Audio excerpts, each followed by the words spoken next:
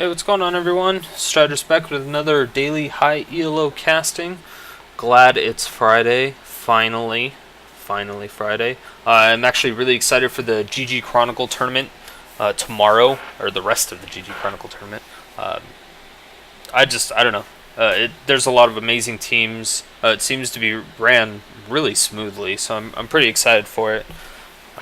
And yeah, it's gonna be great. I think I'm just gonna have a bunch of people over, throw it up on the big screen, drink some beer. So I strongly recommend you guys check out that tournament tomorrow and Sunday. It's the second half of the tournament. Go to ggchronicle.com, maybe? I don't know. I don't know what the website is for it. But just check on Twitch, I believe. I don't even know that. I should probably know these things before I try to pitch it, even though they're not doing anything for it. Anyway, this I'm very excited about. Hecarim being played by Stvicious. That's going to be really fun. I saw CivHD do the support Hecarim, where he just stands on creeps and prevents the other team from getting last hits on bottom lane. And then I saw him also get the world record for the attack damage, which was pretty funny. But yeah, there's been a few people that have actually requested to see Hecarim, so I'm glad I got him finally. 30 seconds until Also very excited about, of course, the Pantheon. Don't get to see him very frequently, but he's still very exciting to see. Although going up against an Annie, I'm not sure how well he's going to do, per se. Just because she also has a stun. It is a conditional stun. She has to charge up her spells a few times. And I think that might be what she's doing. No, she hasn't leveled anything yet. So that's a little dangerous. But everything should be okay. As far as Vayne, we got some Vayne play going on, so I'm pretty excited about that. Vayne's one of the champions, one of the AD champions that I believe is one of the most difficult to play played properly, I guess. There's a lot of Vayne players out there, but not many of them know how to move like double lift, because double lift moves Vayne like a freaking maniac. So I'm pretty excited to see that happen. And then Vayne with the Soraka, that's always kind of nice, because Soraka can silence people away so that they can't flash after the Vayne, because Vayne isn't the best at reliability. But we do have a lane swap going on, so Blue is going to be going their AD and support top against... Oh, that was a nice little chunk of damage. But the heal from Soraka is going to keep Vayne up for as long as possible. So hopefully it just kind of stays that way. Yorick's going to go bot. Yorick's pretty good staying alive 2v1 as long as he plays properly. He's probably going to miss out on the first wave of minions because he's going to get zoned. He farms pretty well at his tower. Okay, I thought there was going to be a lot of damage going up top. Skarner has double buffs already, and Darius might be trying to bait him into the bush, but I don't think blue team's going to fall for it. They're just going to poke at him, and they're fine with that. They're fine with just zoning. They don't need the kill. Of course, kills are always nice, but they don't need it. And Skarner's coming out, going to try to get some damage on Soraka. Now Soraka flashes for some reason. Darius didn't have his pull, because he wasn't level 2 yet. So I'm not sure why the flash came out. I think that might have been a little bit of a misplay by Noodles. Yeah, and surprisingly enough, Annie's going relatively even with the Pantheon.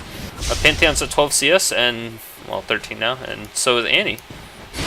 So that'll always be exciting. And the frickin' potassium grenades from Soraka are just chunking him down, or more like whittling, but we're going to say chunking because it sounds better.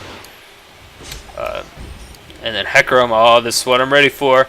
The Hecarim. And he speed buffs himself, and wow, oh, great job! It didn't fear him in the right direction, which is unfortunate. Did use his flash as well. Gets a little bit of damage off, but not quite enough. Pantheon also did not use his flash, which is what they really wanted to do. A lot of damage going up top on Darius from the Vayne Soraka combo, and Soraka is just going to keep silencing him, so he can't really do too much. Anytime he gets in range for a pull, I see Soraka just silencing him. I think it's going to be a pretty tough lane for Darius. I don't think he realized how bad it was going to be. Yorick's still doing pretty good bottom, too. Graves has 26 CS, and a lot of action going up top, and a great condemn coming out from Vayne. And Vayne gets absolutely a lot of damage, a perfect stun, but then he kind of glitched out to the middle of the screen, so that was a tad bit weird, and I thought something would have prevented that. I don't know, that was weird. I'd probably have to see that again to find out exactly what happened. But they're now completely zoning out Skarner as well from the experience. Hecarim just doesn't care at this point. So great job by the blue team. They're 1,000 gold ahead, and they might... Okay, I didn't think they were going to take down the tower, but it almost looked like they were.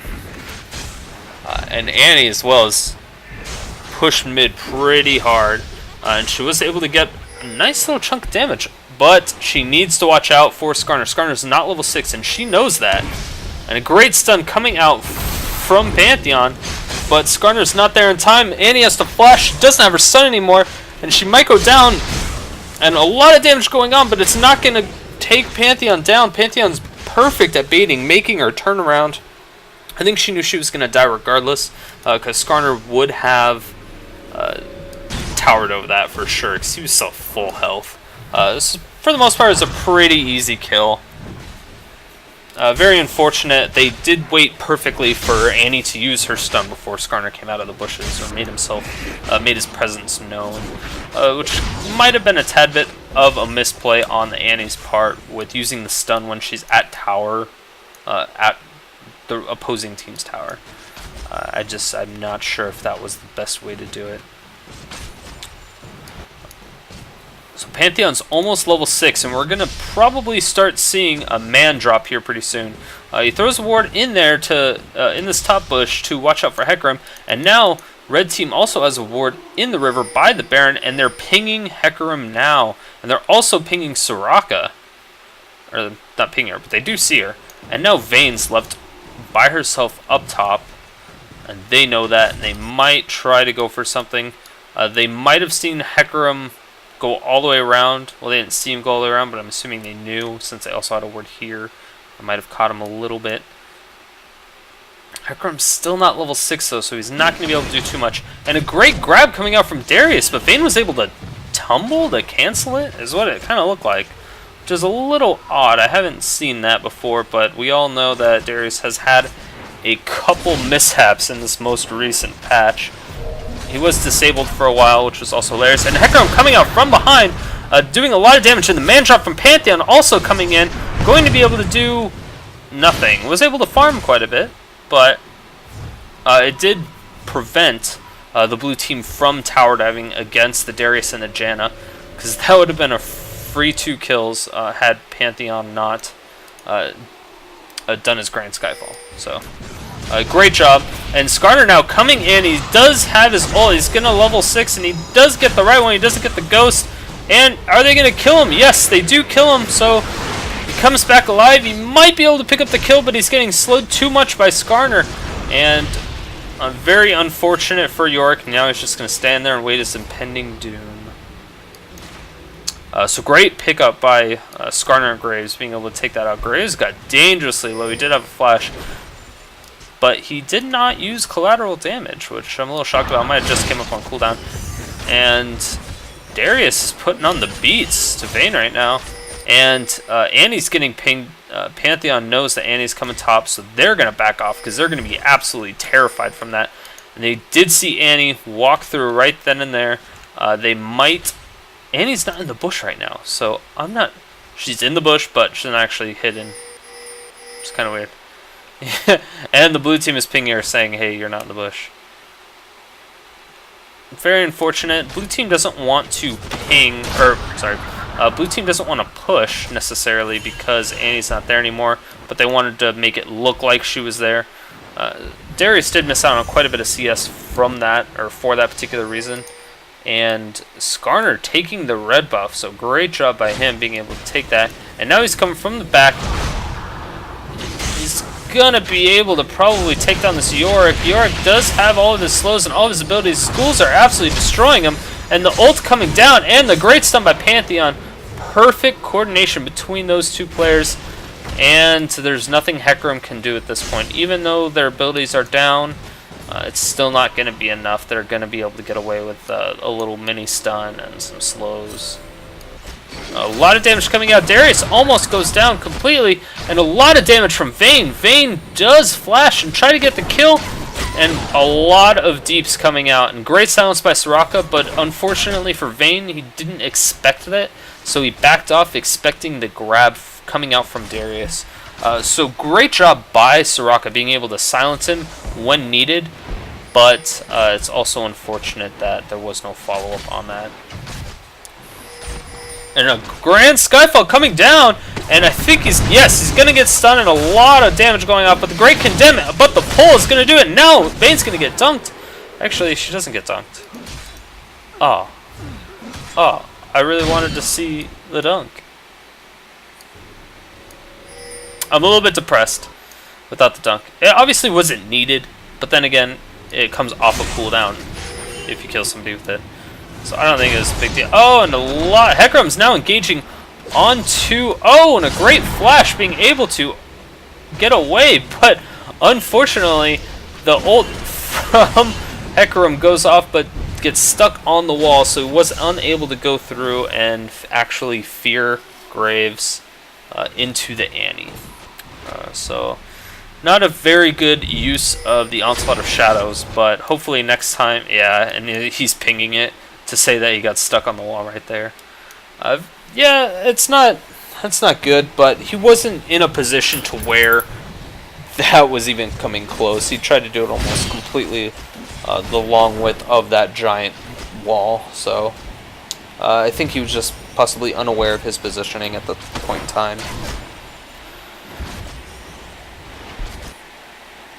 And now Janna's just kind of warding up. Yeah, she's warding up the blue jungle. So it's going to give her vision of anybody that tries to come up top into that jungle. But blue team also has a ward here, so they're going to be able to spot that Janna. And now they do see that a ward's coming up. And the grab with the ultimate going on, and the dunk finally coming out.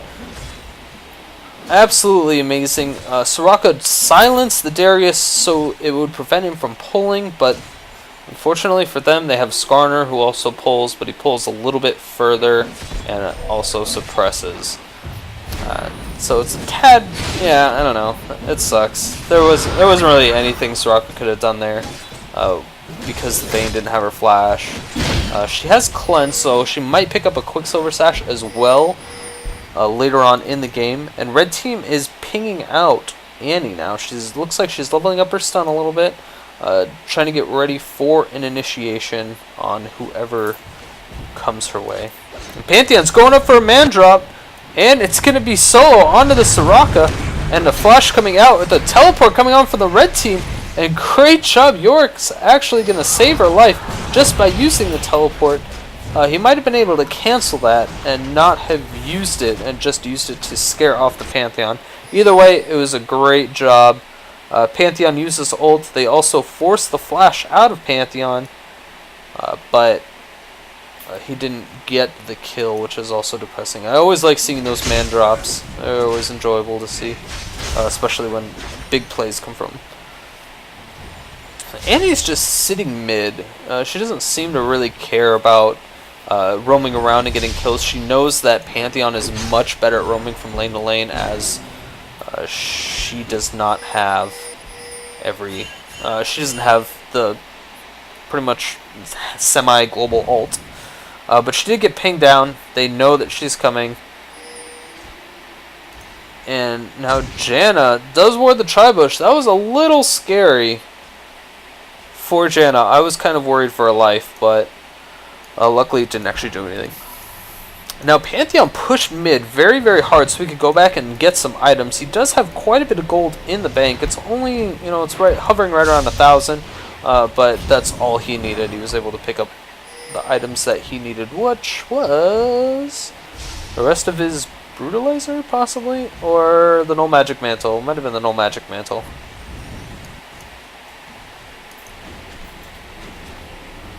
I still want to see the Pantheon go Brutalizer and Youmuu's. I know it's not the most practical thing, but it still stacks that armor, the armor penetration, which I still think is a very good build, because a lot of people that have very high base damage people like a Pantheon.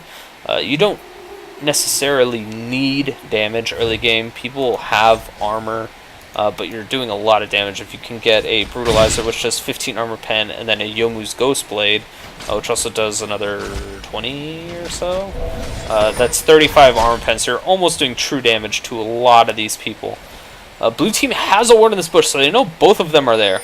And if Skarner tries to do anything, they're gonna know. They did ping Skarner, so they must have seen him. And they see him anyway from the creeps. And the silence going out from Janna. Not really doing too much. Hecarim finally getting his red buff again, which is going to be incredibly powerful. Hecarim has a great ability at sticking onto people. And since Graves is all by himself down here, it might be a free kill. I think he's going to get ulted. Possibly. A lot of damage coming out. Yes, speed buff. And he's not even going to use his ult because he doesn't need to. Great job by Hecarim being able to take down the Graves with the Yorick. Oh no, Yorick is now all by himself. He has to flash out of the way. Hecarim's going to come back, does ult, but it's a little bit delayed. And I don't know if he's going to be able to solo the Pantheon. Oh, he does knock him back and turns him around, so the Heartseeker Strike does not do any damage to him. But the stun coming out, and it's going to be very close to the red buff. Yes, a perfect exchange, 1 for 1. The Soraka Wish does come out to help him out a little bit. A lot of it's for top lane, and now Vayne's going crazy. And the Tornado from Janna is able to pick out the kill. Skarner's doing a lot of damage, but Tibbers' AoE is just too strong.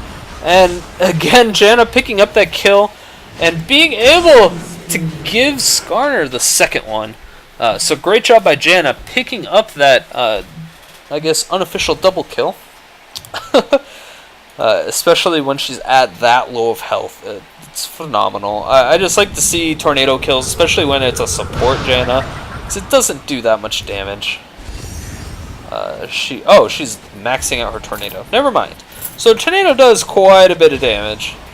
It does, 185, which isn't a ton, but it's enough. It's more. Most people only get 1 level into their tornado when they're supporting. So that was my fault for misreading that. Skarner has 2,000 gold in the bank. I do expect him to go back after this camp, since his whole jungle is pretty much cleared except for his wraiths. I don't expect him to go to his wraiths though. Yeah, he's gonna back off at that point. He does have a lot of gold to spend, and that's gonna significantly increase some of his items. He has boots of mobility, and now he just picked up a glacial shroud and a kindle gem with an oracle, so he's going to be significantly more tanky. And Hecarim's coming down, does knock back the Graves, and I don't know if Hecarim's going to be able to do it. Yes, the Shadows comes out, the onslaught of Shadows, but Graves still flashes in the middle of it, and Yorick ults the Hecarim just for funsies. And now Pantheon might go for the dive here. It's very possible, but they were chasing the Annie and decided to just let it go after the Annie. Annie was smart enough to do enough damage to the Pantheon to prevent him from doing his Grand Skyfall on the bottom lane, even though they were low, because with them being so low, they still would have been able to take out a half-health Pantheon, regardless. So, great play by Annie. She knew she was going to go down from that combo, so she did a little bit of damage to Pantheon just to help prevent it. And the first dragon of the game going down to the red team at 8 minutes and 12 seconds. It's pretty late in the game for the first dragon, but then again, the AD support has been top all lane instead of a great silence coming out from Soraka. Again, like I said, anytime he gets in range, she's going to try to silence him. And the silence is on a relatively low cooldown, so she can almost spam it anytime he feels safe enough to get in there.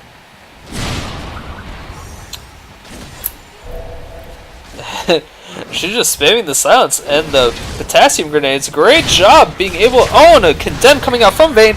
Going to do a lot of damage, but it's not going to be enough. And the Grand Skyfall now coming down. Skarner coming from behind, and now the stun from Pantheon absolutely melts down the Vayne, and the dunk coming down from Darius. Great job from Darius, dunking on all the beesies. Blue team's turret has been destroyed. I've always wondered why they don't have a black champion in this game. I don't know if that's racist or not. It kind of sounds racist. I don't mean it to be racist, But I'm a little interested as to why they only have white people and then creatures. It's a little weird. Anyway, but I digress.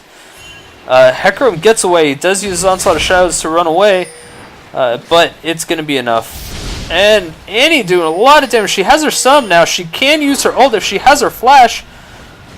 She doesn't quite have it yet. And they're going to back off because she does not have the power to initiate at the present time. If she had her flash up, that would have probably been an instant double kill for her. Unfortunately for them, it didn't go quite as planned. They really wanted it to make it happen, but they did end up using, I believe, a ghost. I thought I heard a ghost somewhere. Maybe it was a flash that I saw. Oh yeah, it was Darius' ghost, sorry. Yeah, Darius' ghost, he used the ghost just to get away because he was very scared of that Annie. I don't think he knew if she had her ult up or not. Annie's just farming like crazy at this point. She has 135 CS, not quite as much as the Vayne, but she has significantly more. Well, maybe not significantly more, but she has more than the Pantheon.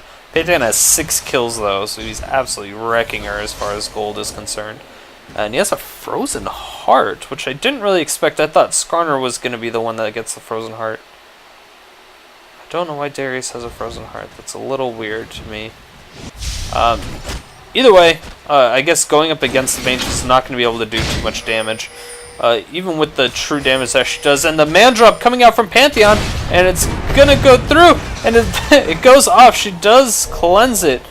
Wow, the stun out from the man drop. It's so very hard to get it, but she ulted and tumbled, and he was still able to get her. Very good job by Pantheon, making her use all of her abilities, including her final hour, her cleanse, and her flash. That's basically gonna make the rest of that team really weak for a while. But Hecarim came back and prevented them from diving onto... Oh, where was that? Great job being able to take down the Greys solo by Yorick. I didn't see that coming. I did not think that would happen.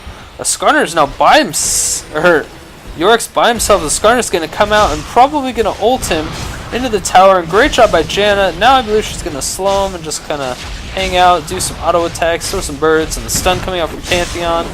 There's absolutely nothing Yorick could do about that. He knew once there was 2 of them down there and one of them was Skarner. Skarner just holds people in place. He's not the strongest of champions as of late, but he's still a great one-on-one fighter. And Darius actually absolutely destroying the Vayne up top, solo, all by himself, just 1v1, and he still has half health. That Frozen Heart is definitely paying off for him at this point in time. And Annie now goes down in mid, even with the Tibber stun. Doesn't seem to do too much damage. Blue team does take mid tower though, and that is an important tower, very important tower when you're trying to get... oh, and Onslaught of Shadows coming out from Hecarim, and Hecarim's doing a little bit of damage. I don't think he can do anything at this point. Yes, he is able to take down the Janna, and now he's going out. He has double buff still, and the man drop is now coming out from Pantheon. There's absolutely nothing that he's going to be able to do at this point.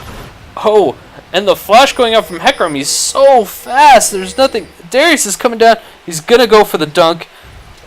Oh, and the collateral damage. Just not doing enough damage. Slam dunk.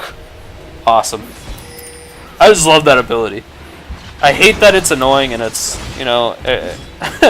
It's just so spammable in teamfights, especially now that he has double buffs. It's going to be absolutely terrifying, but it just looks so cool. It looks so cool. It's one of my favorite abilities just based on looks alone. It's like the definition of someone wielding a big friggin' axe. Somebody jumping up into the air like 20 feet in the air and just freaking smashing it down, splitting you in half.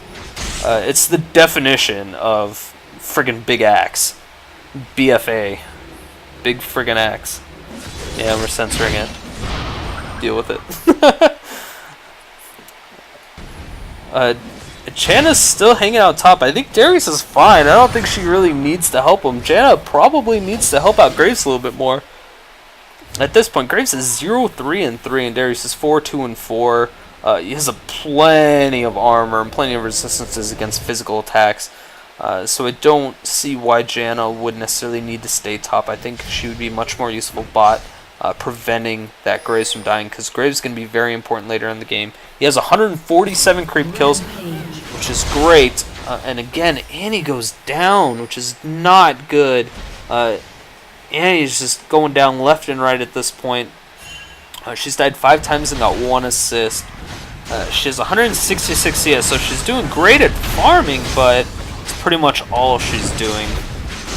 Now, red team is going to take Dragon at 25 minutes. That's another Dragon for the red team. They're going to pull ahead very, very far. Now the man drop again coming out from Pantheon, and the Onslaught of Shadows comes out, but he still gets the stun again. Pantheon is just doing amazing at those stuns out of the drop. It's almost impossible to get away from. The Heartseeker Strike reducing the armor, and now Yorick does respawn, but it doesn't really matter at this point. Goes down relatively instantly. He tries to do as much damage as he can, tries to delay it until Annie gets there. I don't think Annie would have done too much, though. She's level 14 when the red team's mid is... Oh my gosh. And Soraka gets caught out of position, unfortunately. But there are no more ultimates. And the Timbersaw just barely goes down. Barely stuns him. That was like just the very outer rim of it. And Darius takes blue buff from the blue team. So that's not going to be good for the Annie again. And now Vayne is all by herself. Kind of scared, but Darius doesn't have any backup, so he's going to leave just in case. And Annie's Tibber is just going to go scouting. So Annie's showing a great job as far as being able to control her Tibbers, using them as a ward and a little bit of AoE damage if need be. But that's one thing that separates a lot of the worse Annies from the good Annies, being able to control Tibbers. A lot of them can't do that properly anyway. So as you can see, like, she sent Tibbers this way, around into the river, so made him face check a bush, and then she went the safe way around, just to make sure that he wasn't sitting in a brush waiting for her to go around the corner and just destroy her. So it was a great play. It's a little unfortunate that she is getting caught out of position quite a bit, but the minions on the blue team were able to take out the top red tower, so at least they have 2 towers. They're coming back a little bit in gold. And red team looks like they're setting up for the Baron. Yes, they are going to start the Baron at 27 minutes. And the thing that's not 100% good about their team is that they don't really have much that they can do. Again, the Graves goes down just because he's all by himself. But he did bait out pretty much the entire team to go there. Graves isn't going to get Baron buff, but they still get it, and that's really all that matters. Darius, at this point, is incredibly scary. He's so tanky. He's a Frozen Heart Aranduans. Nobody, as far as AD, on the blue team is going to be able to kill him, and Annie just doesn't do enough damage. And the man drop coming down from Pantheon. Gonna go down, stunning the Vayne. Yorick doubles the Vayne, and now there's a lot of damage. Tibberstun coming out, getting almost everybody on the red team, but they don't care, and the dunks are just going down left and right. Fortunately, it doesn't kill him, and he does go down. And a great job by the blue team being able to come out of this fight almost on top. It's a 2-for-2 trade right now, and they were 3k gold behind. They were able to take down the tower as well. But now they're being forced to run away. And a lot of, again, another initiation coming out. And Graves is going to go down from all the potassium grenades and the ghouls from Yorick. And the constant Q spam from Hecarim. And just the rampage is going freaking crazy. And the Onslaught of Shadows coming out finally. And now he's just going to do a lot of damage to Janna. He's taking the tower a little bit too much.